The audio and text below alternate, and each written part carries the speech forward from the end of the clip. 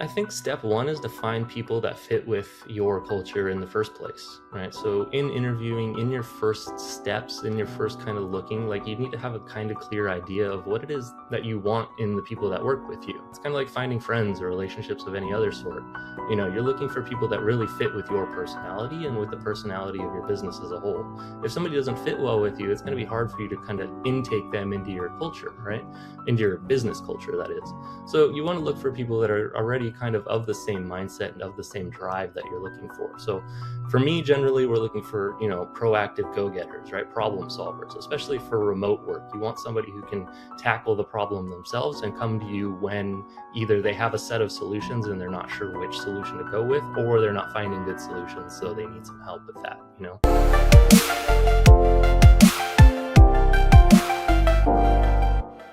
Hello, everybody.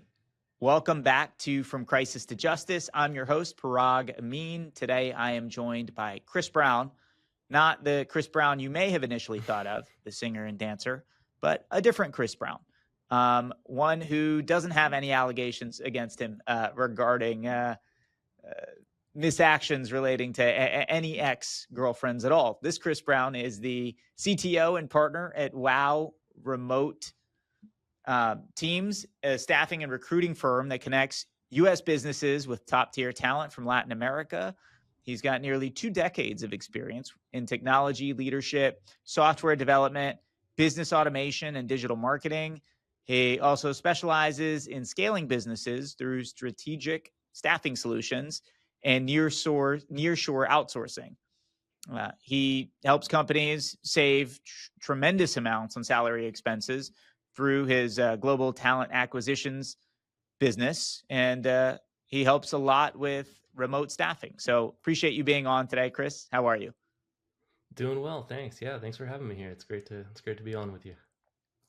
Yeah. So, in terms of remote staffing, this is big these days in terms of a lot of companies are hiring remotely, but then we're also hearing a lot of establishments, whether it's private companies or the government, whether it's state government or federal government, asking employees to come back to the office. So where do you think remote work will go into the future? Do you think that we're still going to have remote work? And what advantages do you foresee remote work having versus in-person type work? I don't see it going away at any point in the future. I mean, everybody I know that has remote work or does remote work loves working remotely. I mean, there are plenty of people that like to go to the office, and there's plenty of businesses that prefer people in the office because they see, some a benefit in some way. But it's hard to have people who were working full time remote or even most time remote or part time remote and have them go full return to office. I've seen a lot of people that are leaving positions that have full-time return to office and are looking for just remote positions or at least hybrid model positions. Um, the way we work is a purely remote setup. None of our people are working in office, except the two of us that are here in the U.S. We work in our office together, but we don't otherwise have any of our remote workers come into an office. And then all of the people that we staff into client companies, all of those are remote positions. We're staffing 100% remote. Yeah, so all of our clients, they come in knowing that they're looking for remote workers, right? It's a major part of our proposition is that we're looking for people who can work remotely, that have the ability to do so, have the technology to do so, have the internet connection to do so. They should be fully set up and prepared to go and not need office space or need additional equipment or anything like that in order to be able to do their job fully. Yeah. Okay, so when it comes to remote workers, I know that one big concern is the safety of the data and the control of the data and the security and safety of whatever equipment that they're using to do the work. Do you have any tips or thoughts for any business owners who are either using remote employees or considering hiring remote employees in terms of how to help ensure that the data is secure? Well, there's a couple different options. It really depends on what your data setup is and what your environment is. So I see a lot of people using like US computers with a VPN or a US server, right? So you're actually remote working through a US, piece or US technology. That way the data isn't actually leaving the home server. You're just working on it through there. There's a bunch of different ways you can set that up so that the data is not actually like copyable or downloadable or anything to the primary device. It's mostly just about how you set up those systems in order to do that. And then, it's a bit about data security at that point. Kind of what are you working in and what are you working with? So legal firms like yourself or accounting firms and things like that will have higher levels of security of data that's needed. Um, but from there, you're talking about kind of trust with your workers. So there's the initial level of trust, which is like background checks and interviews and those kind of things, where you make sure that this is somebody you want to work with, this is somebody you can trust. Make sure their background check comes back clean, that they look like a person who would be a good person to work with your data in the first place, whether that's a remote worker, an in-office worker, right? You need to be confident that the person that you're bringing on board is somebody that you want to have access to the data you have anyways.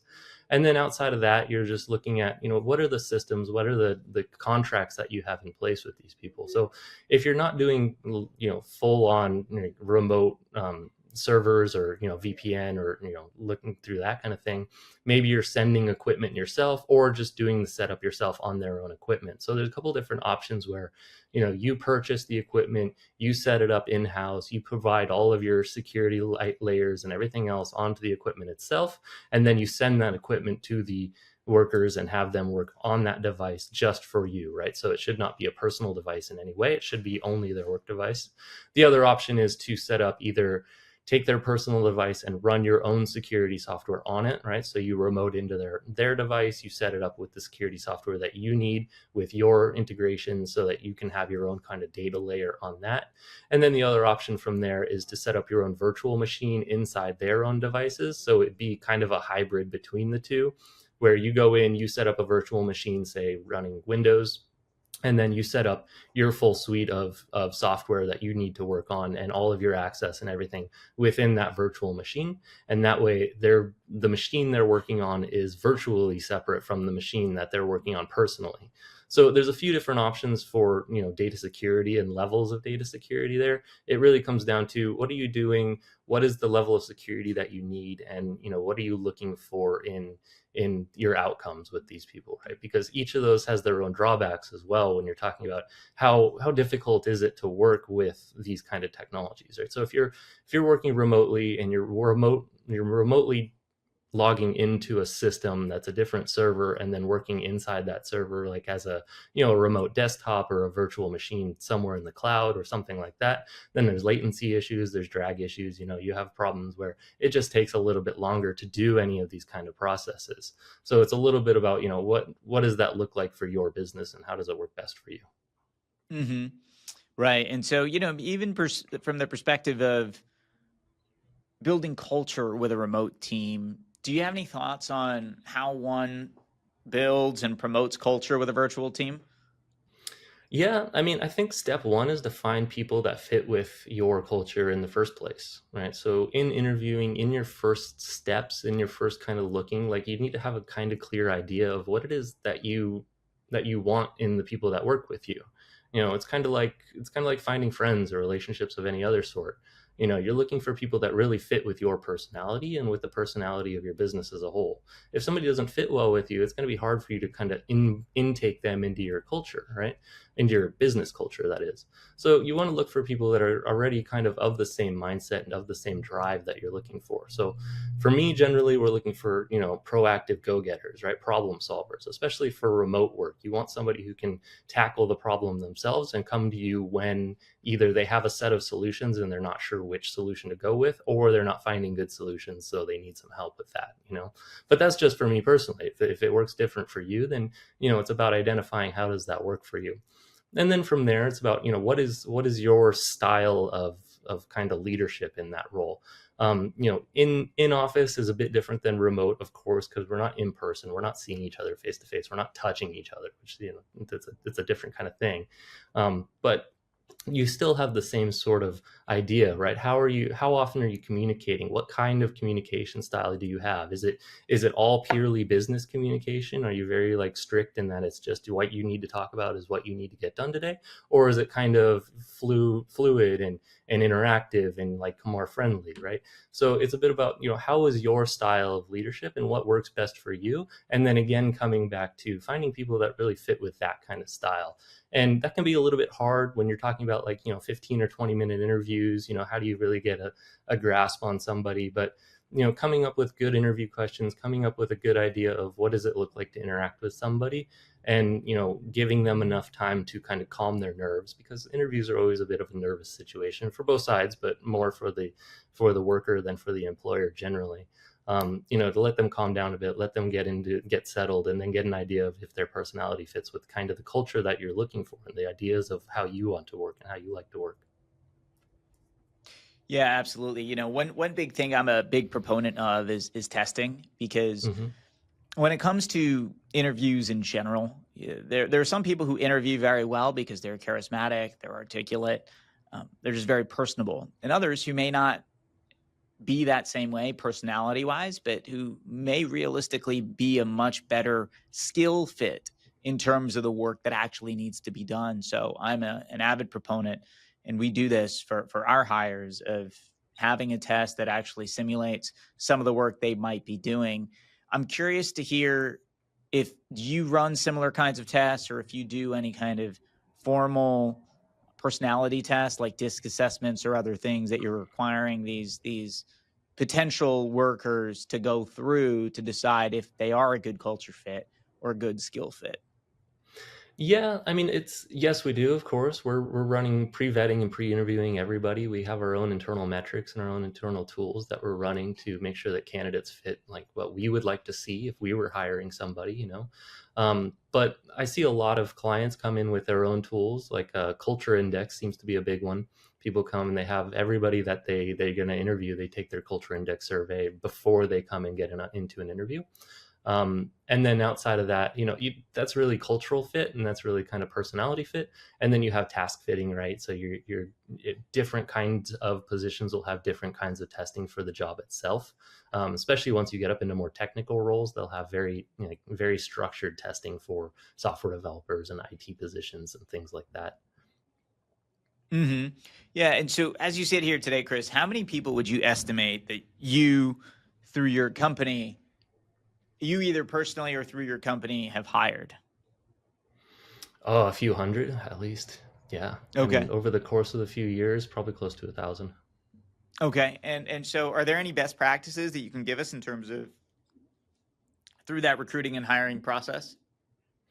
Yeah, I mean, number one is come in with a clear idea of what it is that you're looking for. Know what the tasking is, know what the job is that you need, know what you would like to see in a good fit for your position. Like, know, again, coming back to the cultural thing, have a good idea of what is a good cultural fit for you. And that can be a little bit difficult, especially when you're smaller. If you're in your first, 5 or 10 hires or whatever, or your first 2 or 3, it can be difficult to know like what is a good fit for this position.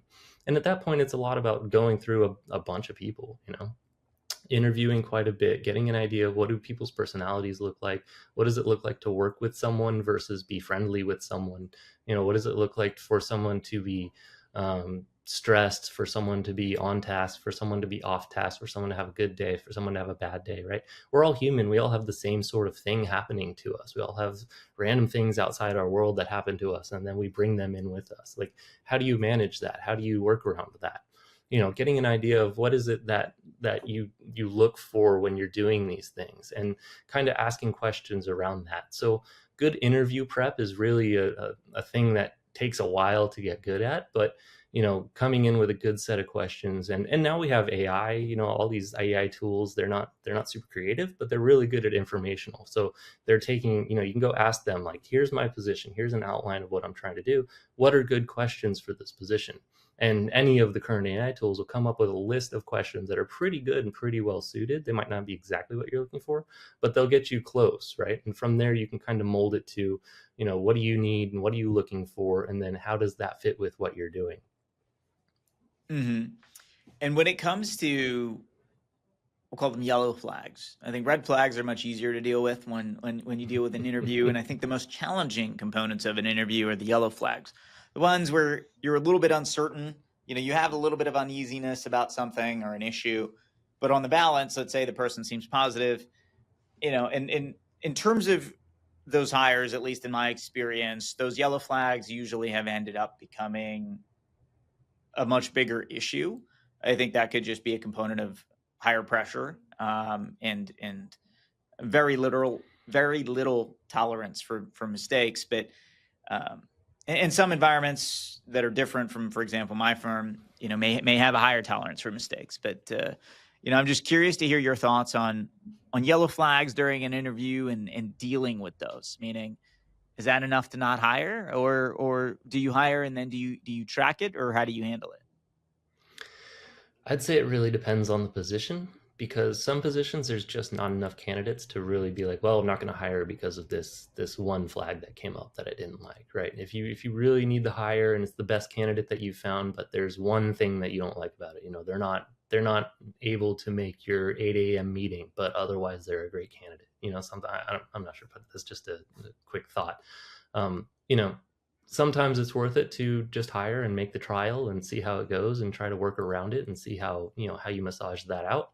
But a lot of times, if you have doubts and if you have a position where you're just like, I don't know if they fit, I don't know if that's a good way to go about this, I don't know if that yellow flag's gonna be a red flag, it's usually better to wait and interview more people. It's better to go through a different round, go look for more, and see, are they the best fit? Because you're looking for the best fit. And we're all humans. We all have our yellow flags. We all have some, idiosyncrasies that just are a little bit odd about each of us. So you're looking for the best fit, and sometimes it is the best fit, depending on the position, and the role, and the experience needed, and a lot of other factors. But many times, if something is giving you pause, if something's making you think, I don't know, this just doesn't feel right. I don't think that this is the like everything else is great, but this one thing just really catches my eye.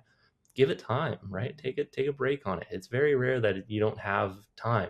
These are generally not high pressure decisions, and if they are, then either you have a very unique position that you may need to overlook the yellow flags to fill because it's so unique, or somebody's putting pressure on it that might not need to be there. Mm-hmm. So when it comes to cultural norms and differences as well, one thing, and then that can create some yellow flags. One thing I've heard from you during our discussion is that you hire primarily in Latin American countries, and so is that a cultural? Is there a cultural reason for that? Is that a time zone region? What logic is there for the just primarily focusing on Latin American countries rather than the worldwide workforce for remote work? Well, it's partially that focusing. Well, firstly, my CEO is from Colombia, so she has a background in hiring people in Latin America. She's been an executive down there for many years. So, and then now she lives in the U.S.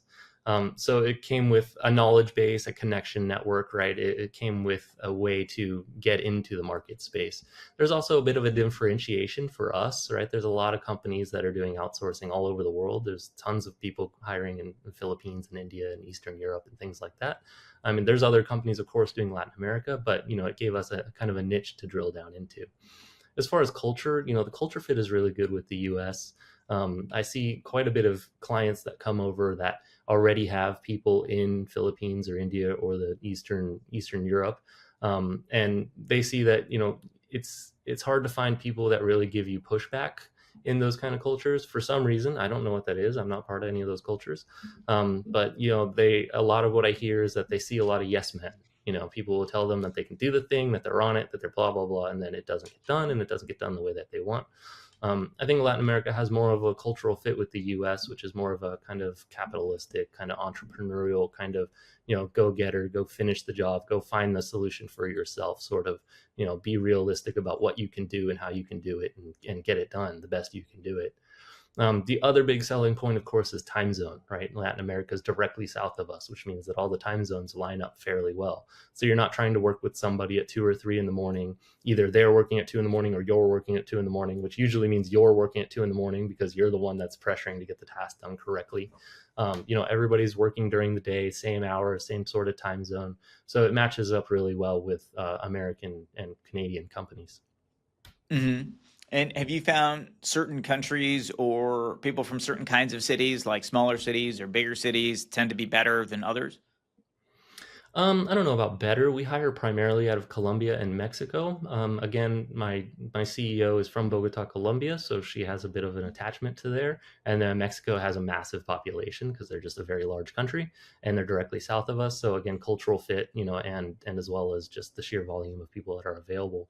Other than that, I, the cool thing about the way we work and that we all work remotely is that you can hire people out of little towns that wouldn't have otherwise had an opportunity to do something like this. So big cities are, they're nice. You get more kind of an upbeat kind of crowd, but little towns, you start to get people that otherwise didn't have this opportunity before, but now they all have laptops and they all have great internet. So there's no reason not to. And then you end up with interesting situations where, like, you go and it's their birthday, so of course you want to send your employees a gift on their birthday, so you call us and you say, hey, I know it's their birthday, can you help me get them some flowers or some chocolates or whatever. And we look around the little town, we have our virtual assistants call down and find somebody that'll do it, and you go to deliver it and you find out that the lady that owns the flower shop is the aunt of the lady of the person you have working, so she's going and delivering flowers to her niece for her birthday from you. It's a lot of interesting things like that happen where you really feel that you're having an effect because you're working with people in little towns that are just they were off the map for us previously, and over the last 5-10 years we've really been able to impact those communities. Right. Yeah, that's beautiful. I really like that. So, these people from these smaller towns, especially, how do they find you, or do you find them? Both. So, I mean, we have a recruiting team that's working every day, all day, full time team of there's like 6 people on the team currently. So they're doing outreach to anybody and everybody who looks like their skill set is qualifies. So you're going through lots of different places. I mean, LinkedIn kind of places. There's a few of them in Latin America. Each country kind of will have its own place. Then you can go through the databases of the universities of the major universities in each area. They all have online courses now, so all these people in smaller towns are able to take online courses and get degrees without actually having to go live in the big city. And some people go live in the big city and do the whole university experience. So it's just kind of there's a plethora of different avenues to take to find people. You're looking everywhere and everywhere. As you get into more niche positions, you start looking at like groups and Facebook groups and industry groups and looking for registrations and things like that, and looking for offshoots. Like if you have a group of Java developers in Guatemala or something, you can go through and add those contacts to your list and start asking them and saying, hey, by the way, we have this thing that we're doing. If you're interested in looking for more jobs, like send us your profile, and then as we find something that fits, we'll start bringing you in. Yeah, so it's just an ongoing motion of contacting as many people as you can that look like they'd be qualified for the things that you're generally doing, and then running a recruiting motion that brings on all of those people, but also is out looking for much more bespoke kind of stuff. Like um, there was one position we had that was looking for Scala developers, which is a fairly uncommon programming language, and that was a lot of work because those people are hard to find. So you're out there doing that motion of looking for groups of people who might know Scala, you are in the kind of technology groups that you're talking about on Facebook or on Twitter or X or whatever, and various different places, and then contacting all of them and trying to get in contact with them. So it's just for us, it's a very large outreach motion where we're doing this all the time and trying to get as wide a network as we can so that we can find the best people that are, it doesn't matter to us, where they are in Latin America, but what town they're in. And yeah, that can be a little bit difficult sometimes, but yeah.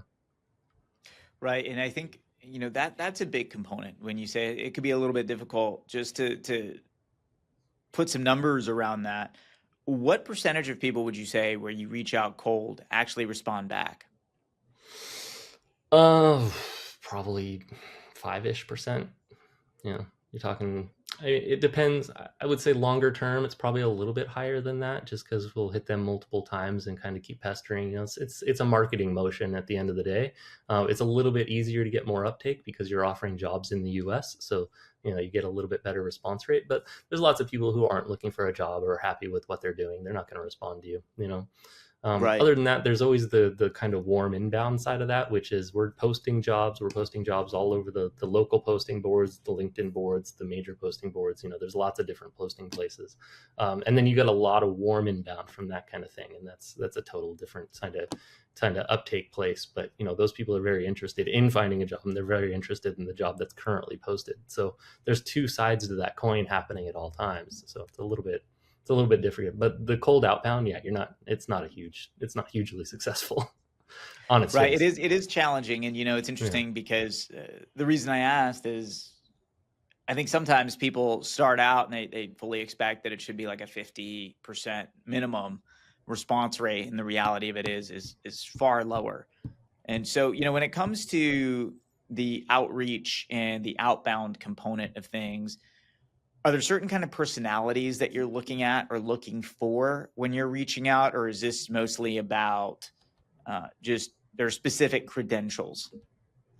Yeah, I think on outreach, you're primarily looking for skills and credentials. You're looking for somebody who looks like they could fit the profile of somebody who could do the position. And then you get into interviewing, and that's when you find out what their personality is like, what their cultural fit is like.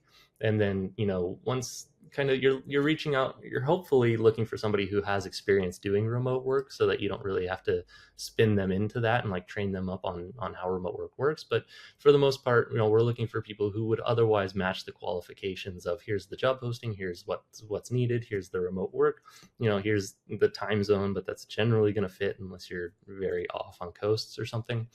Um, yeah, and then you get into pre-vetting, you get into our initial rounds of interviews, which happen before a client would ever see them. And that sort of tells us, whether they fit that kind of model, right? Are they go-getters? Are they hungry, essentially? Do they look like they're going to go solve a problem by themselves and really take care of this problem?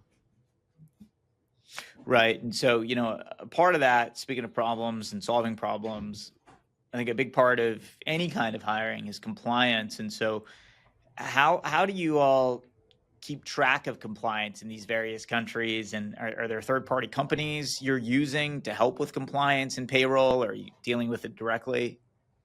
So for the most part, we're dealing with it directly. We have employer of record and agent of record in most of the countries. There's a couple where we use a third party. We have contracts for the people themselves done by lawyers in the home country with us, using our entity in the U.S. or our Colombian entity, but primarily our U.S. entity. And then all of that contracting is done, directly through us in their home language, which is Spanish, except for Brazil, where it's Portuguese. And then everything in the US side, so everything on the client side is done with us as a US company. So there's nothing for the client is seeing an international touch point. Everything is done as a US company, invoicing them as a US company, the whole thing there. We handle all the HR, we handle all the payments, we handle all the payments down to them. Anything that needs to be done for benefits and taxes based on the home country's needs are taken care of with that contracting that we have set up. Mm-hmm. And I think a big part and a big concern for people is the productivity of their remote workers. Once you've hired them, compliance is fine.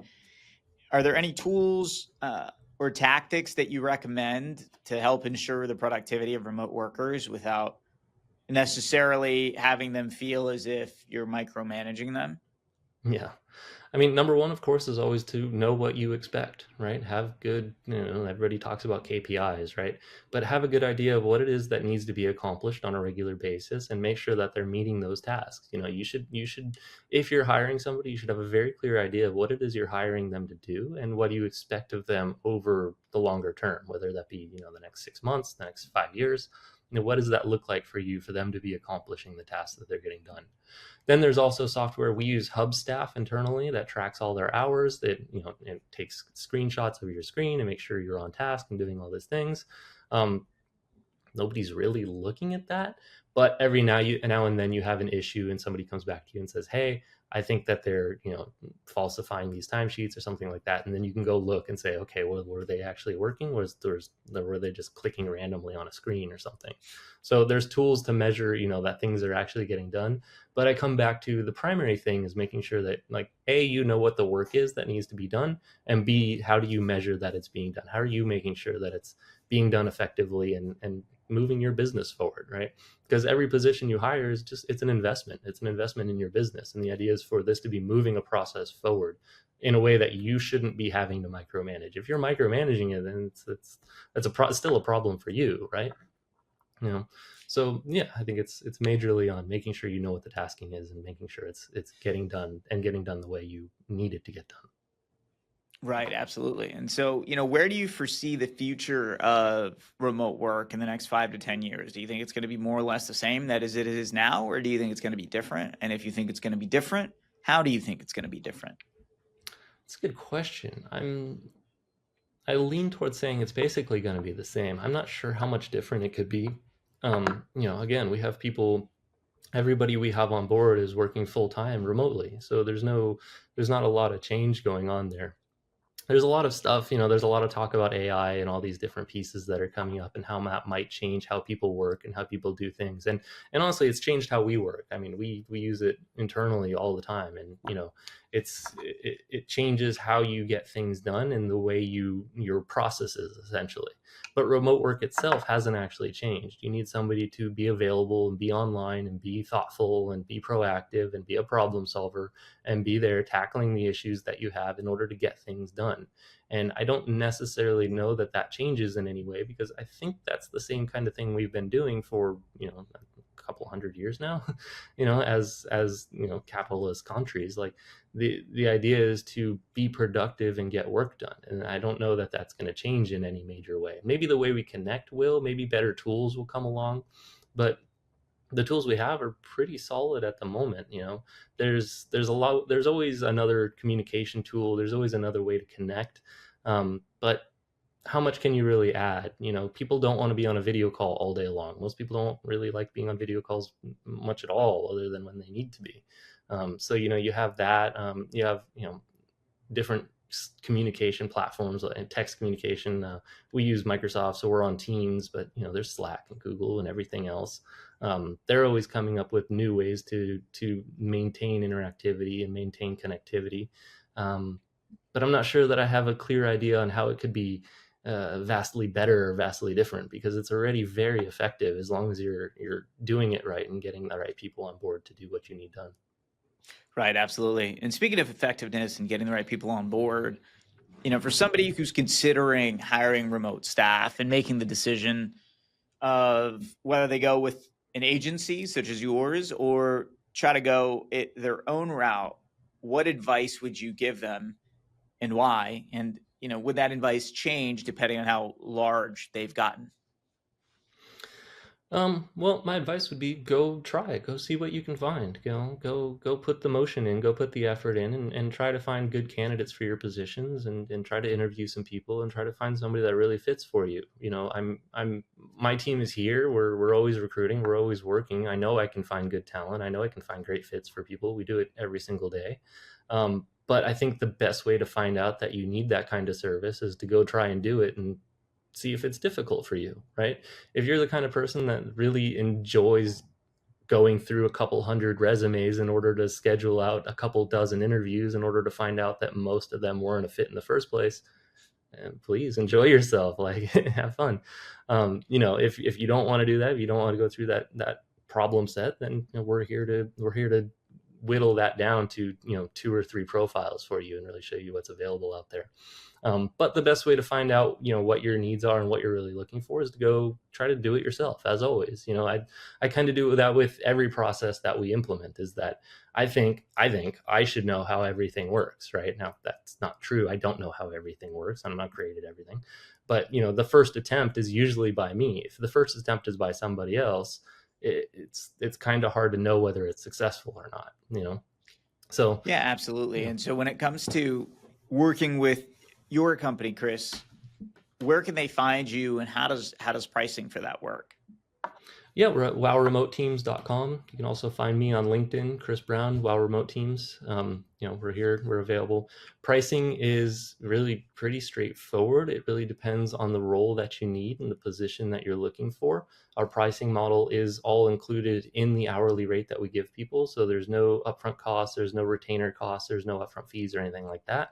You just give me a call. I take all your information. I get an idea of what it is you're looking for, and then we go out and we find some profiles that match what we discussed, and then we send those to you, and then those will have a an hourly rate attached to them, and then you get to see what is the profile, what is the experience level, what is the skill set, and what is the price range for that skill set. Generally, we're saving 30+% over U.S. salary costs. I mean, remember, you're not paying payroll taxes, you're not paying social security taxes, like you're not paying US benefits. So there's a massive amount of savings all across the entire board, especially when you look at total comp. The savings can be really large. So yeah, it's a fairly straightforward process for us, and we try to make it as clear, transparent, and simple as possible for our clients. Our contracts are month to month, but those are contracts with us that are month to month. If you have any issues with talent, we're happy to help you offboard that talent basically as quickly as you need and find more people for that position, which means that I'm not holding you down to 6 month or 1 year contracts. I'm not holding you into a long term. If my value proposition isn't actually valuable to you, you're not going to stay around as a client, and I don't want you to, right? So I'm looking for people who really get a win-win out of this. They get great people, they get pricing, and the people that work for them are having a great job because of it, and they get to work with people in the US, and they get to work in English, and there's benefits on both sides. Right, absolutely. And so just to put that into perspective in terms of realistically what somebody might be looking at, can you give us a range in terms of the hourly rate that somebody might be paying your company and the type of position? Yeah, sure. So, I mean, general marketing people, if you're looking for digital ad specialists, you're looking in the $15 to $20 an hour range. If you're looking for virtual assistants, generally about $10 an hour for somebody that's going to be doing back end data entry kind of stuff. They'll all be English speaking, of course. If you need somebody who's going to be on the phone speaking English to English speaking clients, you're looking $15 to $20 an hour there. As you get into higher end positions, you get into developers like web developers, $25 to $30 an hour. And then up from there, as you get into specialty developers, they get higher and higher. But again, it's always going to be competitive versus US costs, like very competitive. Right. Yes, absolutely. And the challenges with the United States are, the costs continue increasing when it comes to employee benefits, et cetera, especially in places like California, where my law firm is based. Yeah, California and New York, I get a lot of calls from people. People just can't handle the amount of cost that it's involved in US workers anymore. Right. Yes. So, Chris, thank you so much for joining me today and enlightening us with some really good insights in terms of remote staffing, because I have no doubt that this will continue to be a growing part of the workforce into the future for the United States due to the increased scrutiny and challenges when it comes to labor laws and expenses and taxes here. So again, thank you so much for sharing some of your wisdom and knowledge that you've learned over the years. Yeah, yeah, awesome. Thank you for the time here. It was great talking to you, and to all your listeners, please go look at Latin America for talent. It doesn't have to be through me in any way. Like, please go search, because there's amazing people out there and there's amazing talent, and it's really going to broaden your availability and your horizons for your business. Yeah, I love that, and I agree with that. And to all the listeners, thank you all for joining. Hope you got a lot out of this. I know I did during this conversation with Chris. And if you haven't already, make sure you like and subscribe so that you hear when the latest podcast is dropping, so we can continue helping you and your business thrive into the future. Thank you, and I'll see you next time.